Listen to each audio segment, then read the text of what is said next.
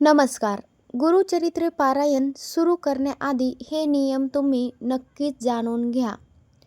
गुरुचरित्र हे केवळ ग्रंथ नाही बरं का, तर गुरुकृपा मिळवण्याचा पवित्र मार्ग आहे आपल्यासाठी.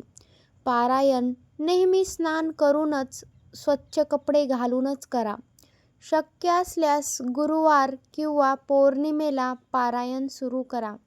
देवासमोर बसून मनोभावे संकल्प करा. गुरुकृपेकरिता मी गुरुचरित्र पारायण करीत आहे, असे म्हणा.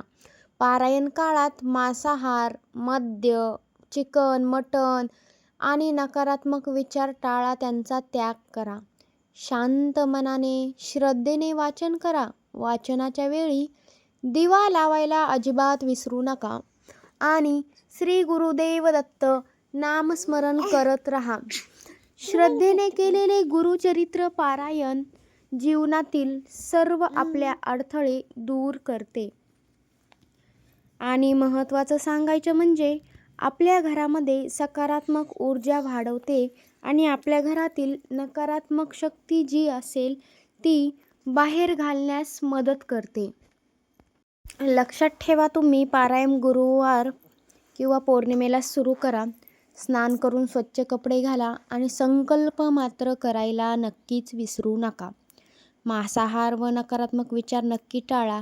कोणाशी वादविवाद घालू नका. भांडणतंटा करू नका. घरामध्ये शांत वातावरण ठेवा. दिवा लावून शांत मनाने वाचन करा.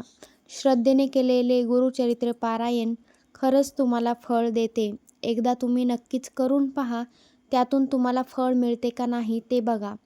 कोणाशीही वादविवाद घालण्यापेक्षा आपण श्रद्धेने गुरुचरित्र पारायण केलेले केव्हाही आपल्या मनाला शांतता देते आणि आपल्या जीवनातील जी काही संकटे, अडचणी आहेत ते गुरुदेव दत्त नक्कीच दूर करतात. श्री गुरुदेव दत्त.